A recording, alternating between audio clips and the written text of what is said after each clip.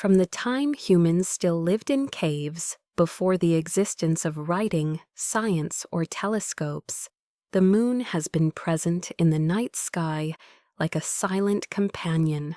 Its silvery light fell upon primeval forests, untouched shores, and the earliest human settlements.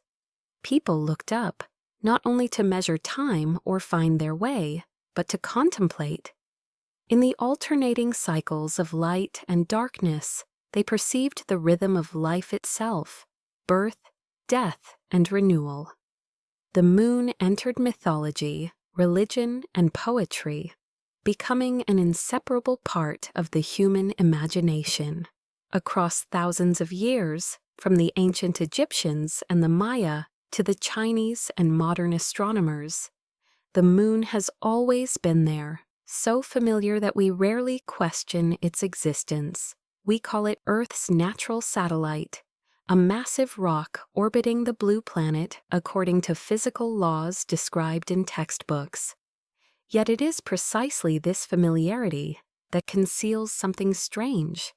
The moon is almost too perfect. It is close enough for us to see individual craters and subtle patterns of light and shadow on its surface, yet it is distant enough not to fall into Earth, stable enough to maintain its orbit for billions of years without chaos.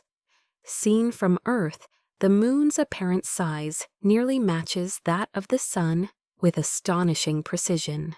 This exact fit gives rise to one of the rarest phenomena in the universe, a total solar eclipse, the moment when the moon almost perfectly covers the sun, revealing the radiant solar corona beyond. The question is, why does this happen?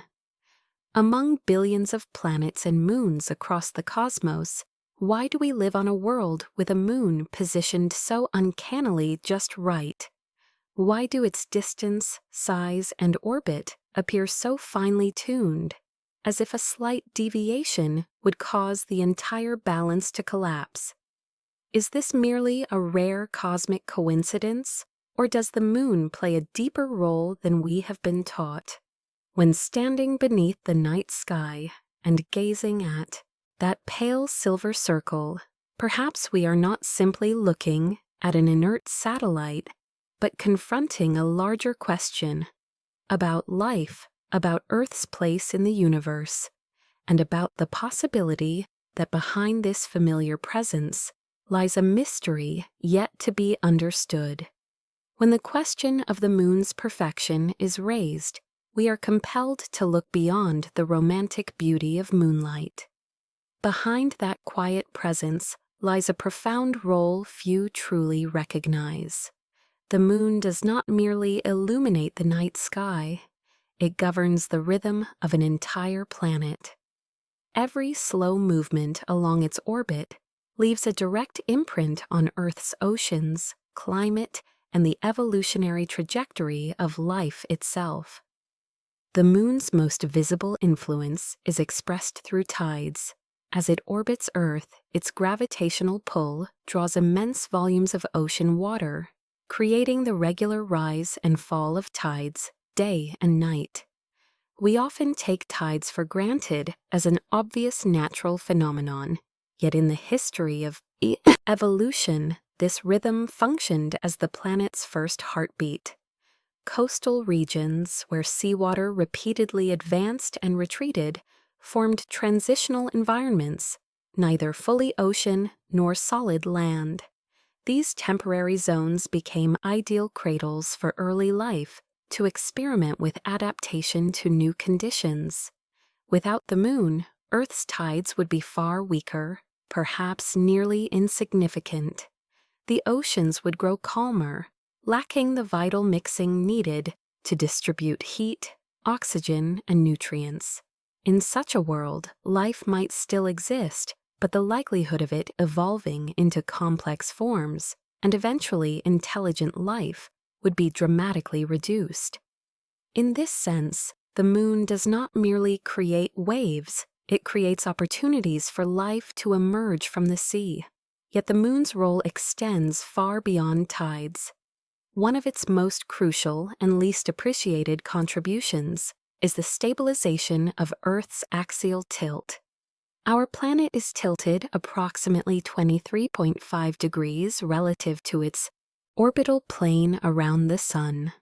This tilt gives rise to the seasons, governs how sunlight is distributed across Earth's surface, and prevents the planet from slipping into climatic extremes.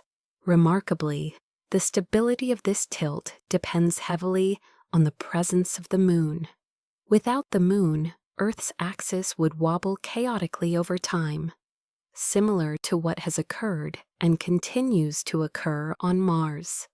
Such variations could drive violent climate shifts on geological timescales, producing unpredictable cycles of extreme heat and deep ice ages. In an environment like this, complex life would struggle to persist long enough to evolve.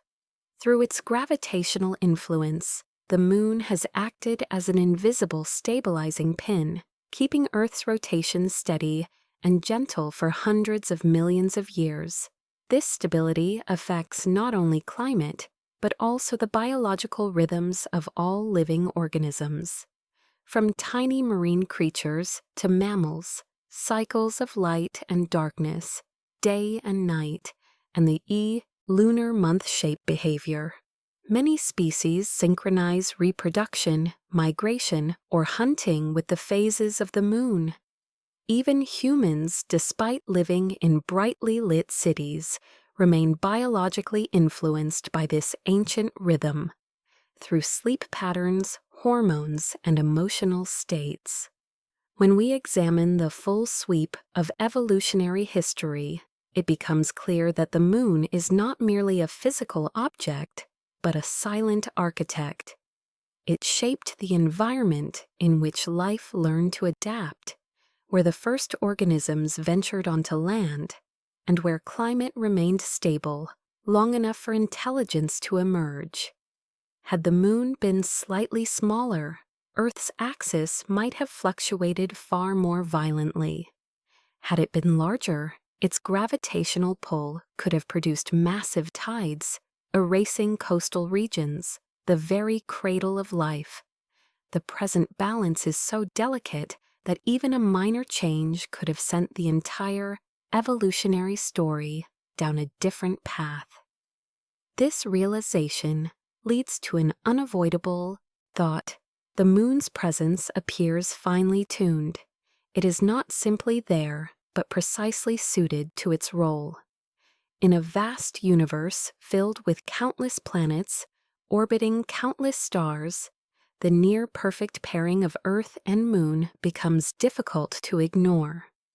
Are we witnessing a rare cosmic coincidence, or does this suggest that intelligent life can only arise when every factor converges at the right time, in the right place, and in the right proportions? After recognizing the Moon's vital role in sustaining life on Earth, a deeper and more unsettling question begins to emerge. Is this arrangement truly nothing more than a cosmic accident? In science, phenomena that can be explained by natural laws rarely provoke much controversy. Yet when those laws produce a chain of outcomes that is so balanced, so precise, and so favorable to life, they compel us to pause and examine the numbers hidden beneath the narrative. Let us begin with a rare fact. Earth possesses an unusually large satellite relative to its own size. The Moon's diameter is about 1/4 that of Earth, and its mass is roughly 1/80th. Nowhere else in the solar system does another planet-moon pair share a comparable ratio. Mars's moons are far too small to exert significant influence, while the massive moons of Jupiter and Saturn orbit gas giants, where stable solid surfaces suitable for life are virtually non-existent. Earth, with its oversized moon, stands out as a striking exception. The distance between Earth and the Moon is equally remarkable. If the Moon were closer, its gravitational pull would generate extreme tides, capable of submerging and tearing apart coastal continents. If it were farther away, its stabilizing effect on Earth's axial tilt would weaken, allowing the planet's climate to drift into chaos. Yet the Moon resides at precisely the distance where it is strong enough to stabilize the planet, yet gentle enough not to destroy its living environment. This balance is not an obvious or common state in the universe, but the outcome of multiple rare conditions overlapping. One of the most widely accepted scientific explanations for the Moon's origin is the giant impact hypothesis, which proposes that a Mars-sized body collided with the early Earth, ejecting debris that later coalesced into the Moon. While this hypothesis accounts for many chemical and dynamical features, it also raises new questions. The probability that such a collision would occur at just the right angle, speed, and mass to produce a stable satellite, rather than completely shattering the planet, is extraordinarily low. In other words, for the Moon to exist as it does today, that cosmic accident would have had to be a perfect accident. The Moon's orbit further deepens this sense of anomaly. It is nearly circular, remarkably stable, and inclined only slightly relative to Earth's orbital plane around the Sun. In the universe, orbits are often far more chaotic, especially in young systems or those that have experienced violent collisions. Yet after billions of years, the Moon maintains a calm, orderly path, as though the Earth-Moon system rapidly self-organized into an optimal state of balance. When we broaden our perspective beyond the solar system, this uniqueness becomes even more apparent. Thousands of exoplanets have been discovered, yet planets with large, stable moons located within habitable zones remain exceedingly rare. This does not imply that Earth is unique, but it does suggest that the conditions required for complex life are far from common. They demand the convergence of multiple factors, each of which on its own is already rare. When scientists speak of the universe being fine-tuned, they often refer to physical constants. In Earth's case, however, this fine-tuning appears at the level of planetary architecture. The Moon is not a peripheral detail, but an indispensable structural component. It actively shapes orbital dynamics, climate stability, tides, and the evolutionary tempo of life itself. The coexistence of all these elements within a single system makes a purely random explanation increasingly difficult to accept at face value. Of course, science does not require the notion of deliberate design in order to function. Low probability does not mean impossibility. In a sufficiently vast universe, even extremely rare events can occur. Yet what troubles us is not the likelihood of such an event, but its consequence. From that coincidence emerged a planet capable of sustaining life for billions of years, and on that planet a species evolved that now wonders about the origins of the very conditions that allowed it to exist. When the numbers are finally placed on the table and the probabilities grow too small to be easily dismissed, scientific thinking is compelled to enter a different phase, not to assert an answer, but to formulate new hypotheses. The history of science shows that every major advance begins with questions that make us uncomfortable. In the case of the Moon, that unease arises when we realize that too many factors critical to life converge with striking precision in the same place and at the same time. The non-random hypothesis does not originate from a desire to pursue mystical narratives, but from the need to explain a structure that appears excessively fine-tuned.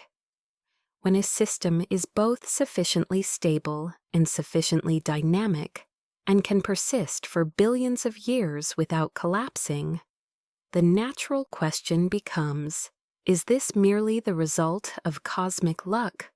Or does a deeper layer of order exist that we have yet to access? One of the earliest lines of thought is the hypothesis of natural selection on a cosmic scale. From this perspective, the universe generates countless planetary systems with a wide variety of configurations. Most of them quickly descend into chaos or become unsuitable for life. Only a tiny fraction achieve a state of balance lasting long enough for complex life to emerge. Earth, together with its moon, may simply be one of the survivors. Yet even this reasonable hypothesis does little to dispel the sense that the Earth-Moon configuration stands out as an exception, even among this rare group. From here, a more daring line of speculation begins to appear at the fringes of mainstream science. Could the moon be the result of some directed process rather than a sequence of entirely blind events? It is important to emphasize that this is not a claim of extraterrestrial intervention, but a controlled thought experiment. In science, carefully framed extreme hypotheses sometimes open new avenues of inquiry. Some researchers have noted that if a sufficiently advanced civilization exists in the universe, intervening in the structure of a planetary system is no longer beyond imagination. At technological scales far exceeding our own, adjusting an orbit, altering mass distributions, or even creating a massive artificial satellite could serve as a means of stabilizing a planet's environment. From this perspective, the moon would not be merely a natural byproduct, but could function as a regulatory mechanism for Earth. Although this idea carries a strong science fiction flavor, it has one noteworthy strength. It arises directly from the moon's function, not merely from its shape or surface features.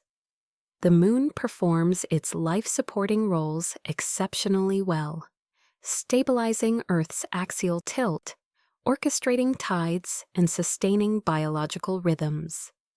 When a structure fulfills multiple critical functions with such efficiency, it is natural to ask whether it was designed for that purpose. Still, the non-random hypothesis does not require a conclusion involving a specific creative hand. It may instead reflect deeper principles of self-organization within the universe, where complex systems tend to evolve toward the most stable and efficient configurations. In Liu Xiao, this interpretation, the moon was not made for Earth, but emerged from a process of self-arrangement in which only optimal configurations survive long enough to be observed. What makes this hypothesis compelling is not the promise of a sensational answer, but its ability to force us to reconsider the very meaning of randomness. In everyday life, we equate randomness with disorder. On cosmic scales, however, randomness may operate through complex statistical laws, producing structures that appear finely tuned. The moon may be a striking example of this emergent order, where initial chaos gradually organizes itself into a stable, enduring system. Once the non-random hypothesis is placed on the table, attention naturally shifts from numbers and probabilities to what can actually be observed. If the moon were truly nothing more than an inert rock formed from cosmic chaos, its surface and behavior should conform to familiar patterns of planetary geology. Yet over decades of observation, The moon has repeatedly revealed details that leave scientists both curious and cautious about drawing final conclusions. One of the first points to attract attention is the moon's surface structure. Unlike Earth, where geology is constantly reshaped by plate tectonics, volcanism, and erosion, the moon is often described as a fossil record of solar system history. Paradoxically, this very preservation exposes features that are difficult to explain. Some craters exhibit depths and shapes that appear disproportionate to the estimated energy of the impacts that formed them. Certain long grooves stretch for hundreds of kilometers in almost perfectly straight lines, cutting across terrain in ways that do not conform to familiar geological processes. While each of these features can be individually explained by rare natural mechanisms, the coexistence of multiple atypical structures raises questions about the completeness of current models. The moon's material composition adds further intrigue. Rock samples returned by the Apollo missions reveal a striking similarity to Earth's crust, as if the two bodies share a deep common origin. This aligns with the giant impact hypothesis, yet it introduces another paradox. If the moon formed from Earth's debris, why is it depleted in many volatile elements beyond what models predict? And why does its internal structure display anomalies, such as an unusually low average density relative to its size? Seismic analyses suggest that the moon rings in an unusual way when subjected to impacts, as though its interior is not entirely uniform. These results are insufficient to support claims that the moon is hollow or artificial, but they are enough to remind us how incomplete our understanding of its interior remains. In science, such gaps are not evidence, but they are invitations to ask further questions. Anomalies are not limited to physical structure alone. They also appear in observable surface phenomena. For centuries, astronomers have reported brief, unexplained flashes or glows on the moon, collectively known as transient lunar phenomena. These appear as points of light, luminous streaks, or localized changes in brightness, then vanish without leaving clear traces. While many cases can be attributed to gas release from the surface or micrometeorite impacts, some observations resist easy classification. The moon's far side, the hemisphere that always faces away from Earth, has long fueled human imagination. Before the space age, it was almost entirely beyond direct observation. Even today, despite orbiters and lander missions, data from the far side remain less abundant than from the near side. This lack of information has provided fertile ground for speculation, ranging from unusual geometric structures to phenomena that may lie beyond our current observational capabilities. In certain satellite images, both amateur and professional researchers have pointed out shapes that appear too regular compared to the surrounding terrain. Most of these cases have later been explained as effects of lighting, viewing angles, or resolution limits. Yet the process itself reveals something important. The moon remains mysterious enough to compel us to repeatedly re-examine what we think we already know. Each explanation does not close the story, but opens the door to subtler and more refined questions. Notably, mainstream science does not deny the existence of phenomena that are not yet fully understood. On the contrary, they serve as motivation for new exploration missions, more precise measurement technologies, and improved theoretical models. From a philosophical standpoint, however, the persistence of these anomalies reinforces the sense that the moon is not merely a passive rock. It is a complex object with a history and structure that may contain far more information than we currently possess. When modern science reaches the limits of its data and models, humanity often turns back to the past in search of other traces of understanding. Not because mythology represents truth in a scientific sense, but because in many ancient civilizations, mythological narratives functioned as repositories of knowledge, encoded through symbols, rituals, and legends. The moon, with its striking presence and regular rhythm, became one of the most universal symbols in humanity's collective memory. In ancient Egypt, the moon was not merely a celestial body, but an embodiment of cosmic order. Deities associated with the moon were often linked to wisdom, timekeeping, and cycles of renewal. The Egyptian calendar was closely aligned with astronomical cycles, in which the moon played a crucial regulatory role. Associating the moon with balance and the maintenance of order suggests that ancient peoples recognized its importance far beyond its function as a source of nocturnal light. In Mesoamerica, the Maya civilization developed one of the most precise astronomical systems of the ancient world. Their pyramids and observatories were constructed with meticulous alignment to the cycles of the sun, the moon, and the planets. In Mayan mythology, the moon was deeply connected to cycles of life and death and to human destiny.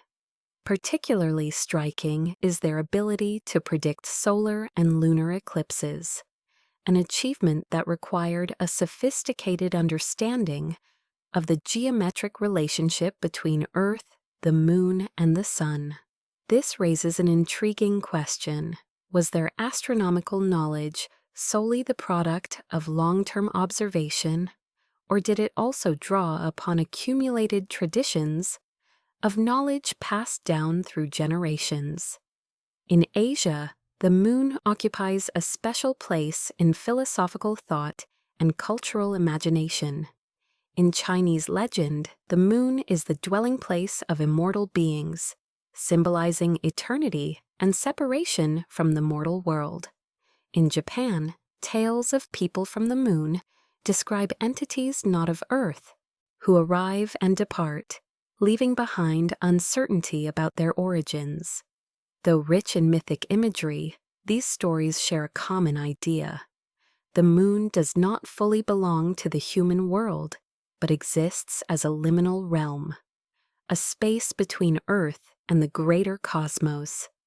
Even in ancient European cultures, the moon was often associated with transformation and altered states of awareness. The phases of the full and new moon were regarded as threshold moments, when the visible and invisible worlds drew closer together.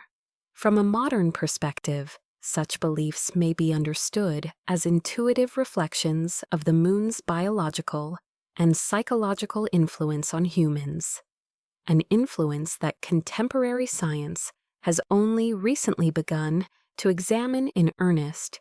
What unites these myths is not their specific details, but the central role assigned to the moon.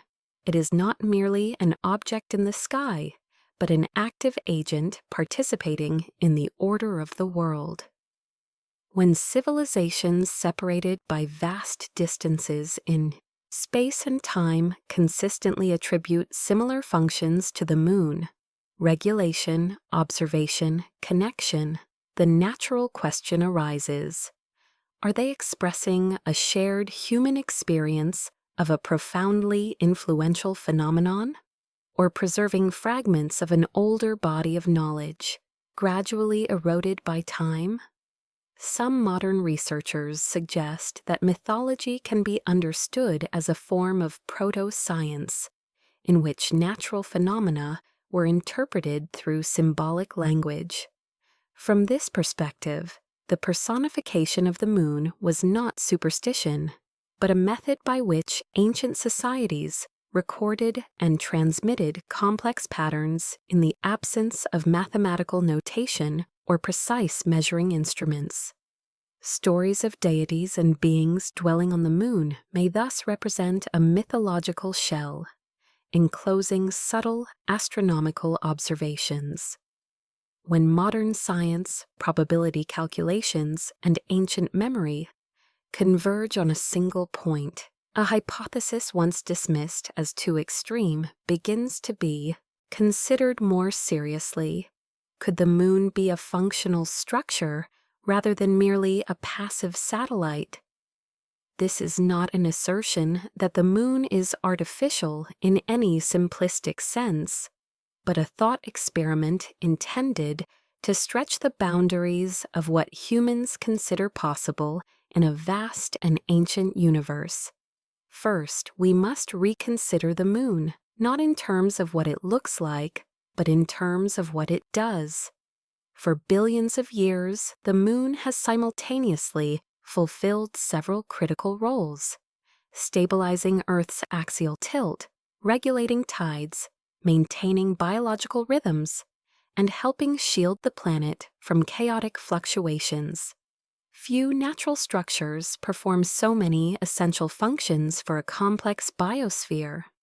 In human engineering, when a system carries out multiple vital tasks with high efficiency, we tend to describe it as an optimal design.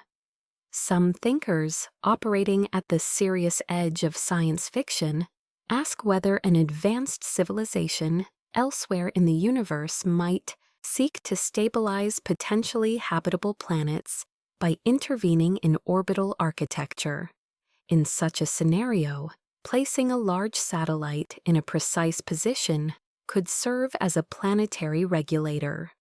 Viewed this way, the moon is not merely a rock orbiting Earth, but a component of a long-term control system. What makes this hypothesis compelling is not the idea of extraterrestrial intelligence itself, but functional compatibility.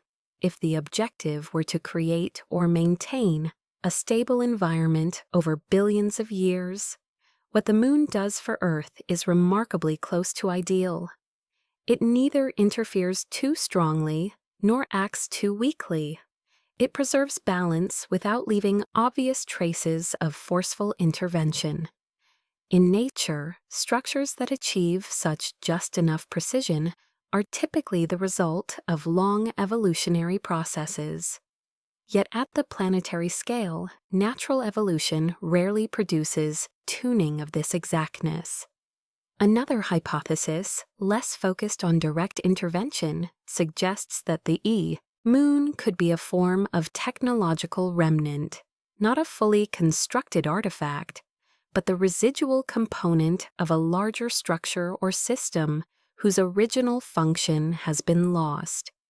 In this scenario, the moon may once have served purposes such as observation, data collection, or even information transmission in a distant epoch of cosmic history. Over billions of years, its primary functions may have eroded or ceased, leaving behind only its fundamental physical effects. Naturally, all such hypotheses face a powerful objection. There is no direct evidence of intelligent intervention in the moon. This objection is entirely valid. Science cannot and should not accept claims that cannot be tested.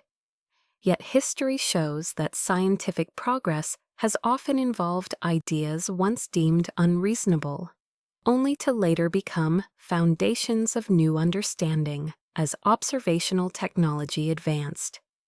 The central aim of Part 7 is not to persuade the reader to accept any specific hypothesis, but to clarify a crucial point. The moon can be understood as a functional entity, regardless of its origin. Even if entirely natural, its role as a planetary stabilizer makes it resemble a mechanism more than a random satellite. From this perspective, the boundary between nature and design becomes blurred, because nature itself can produce structures that function as if they were designed. When humans ask whether the moon might be part of a larger system, they are simultaneously questioning their own place within it. If intelligent life on Earth depends on a chain of conditions, tuned to an almost implausible degree, then the emergence of intelligence may not be a solitary accident. It could be an outcome that was anticipated, cultivated, or at the very least, made possible. After passing through the boldest hypotheses, science is compelled to return to its foundational principle. Every claim requires evidence. The history of human thought reveals a recurring pattern. When confronted with phenomena that exceed our current explanatory capacity, we tend to fill the gaps with imagination. This is not a mistake, but a natural stage of cognition. Science exists precisely to distinguish between valid questions and answers that have been verified. In the case of the moon, most features that appear anomalous have plausible explanations. Within the framework of modern physics and geology, the giant impact hypothesis, though imperfect, remains the best available model for explaining the moon's origin based on existing data. The moon's orbital characteristics, chemical composition, and thermal history are largely consistent with a natural formation process, however rare. This reminds us that low probability does not imply deliberate intervention.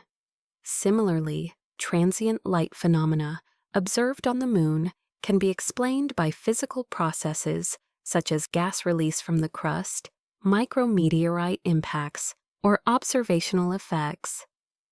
Suspicious geometric structures seen in satellite images often disappear when higher resolution data are analyzed.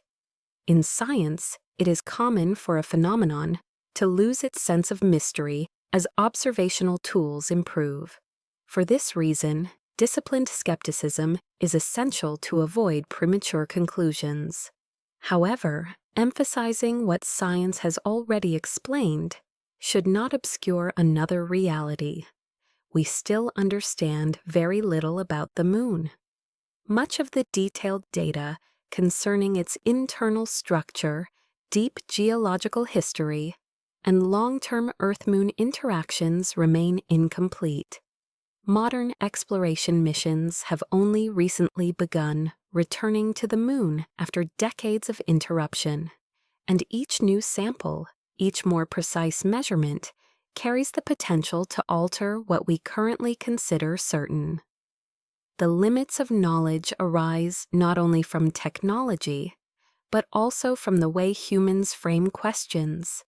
We tend to seek answers that fit within familiar conceptual frameworks, often overlooking explanations that fall outside them. Throughout history, many scientific breakthroughs have occurred when researchers dared to ask questions in the wrong place, or to view data from an entirely different perspective. The moon, given its unique role, may demand a similar approach, not to reject existing science, but to expand it.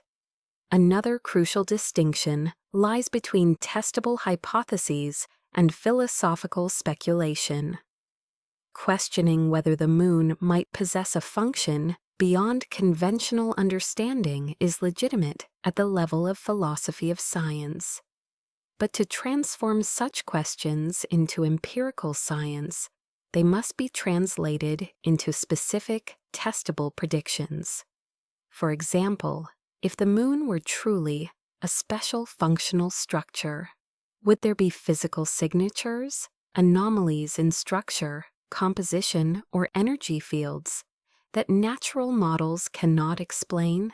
It is precisely here that modern science stands at an opportunity. Future missions, equipped with more advanced measurement technologies, may help address questions once considered too abstract. Deep exploration of the moon's far side, high-precision studies of its core structure, and long-term observation of Earth-Moon interactions could all yield new data. Such data would not only confirm or refute bold hypotheses, but also deepen our understanding of how planetary systems evolve.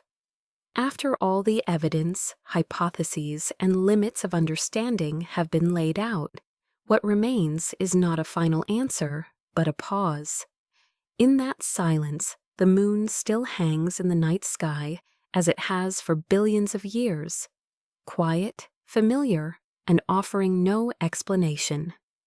It is this very silence that forces humanity to confront a deeper truth.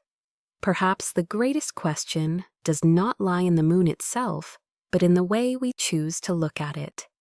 If the moon were shifted even slightly from its current position, Earth's history might have unfolded very differently. The climate could have been far more chaotic, the oceans less dynamic, and complex life might never have emerged. In that scenario, there would be no humans to ask questions about the universe, and no consciousness capable of reflecting on the meaning of existence. The fact that we are here, stable enough to observe and reason at all, is itself an extraordinary consequence of that finely tuned chain of conditions. So what does this say about humanity's place in the universe? One perspective holds that we are simply the product of extreme luck, a rare outcome, but one without special significance. Another suggests that intelligent life may be something the universe favors under the right conditions, and that when it arises, it carries with it the capacity for self-awareness and for questioning its own origins. Neither view can be completely dismissed, and perhaps both reflect parts of the truth. What is certain is that the moon has become a mirror for human thought. In its light, we see science, with its models and precise measurements. We also see mythology, with its ancient stories attempting to express cosmic order through symbolic language. And at the boundary between the two, we see ourselves, a species that is both curious and uneasy, perpetually seeking to understand whether its existence carries meaning beyond pure chance. Perhaps the moon was not placed there to protect or observe us. Perhaps it is simply the result of physical laws unfolding in a vast universe. Yet whatever its origin, its impact is undeniable. Because of the moon, Earth became a place where life could not only exist, but also have the time to reflect upon itself. And when we look up at the night sky, the final question is not what is the moon, but rather, in a universe capable of producing such delicate conditions, what will we do with the rare gift of awareness that we possess? If you believe that asking questions is as important as finding answers, if you are curious about what lies behind the seemingly silent night sky, don't forget to subscribe and follow the channel so you won't miss the next journeys of exploration. Because sometimes what matters most is not how vast the universe is, but how deeply we dare to look into it.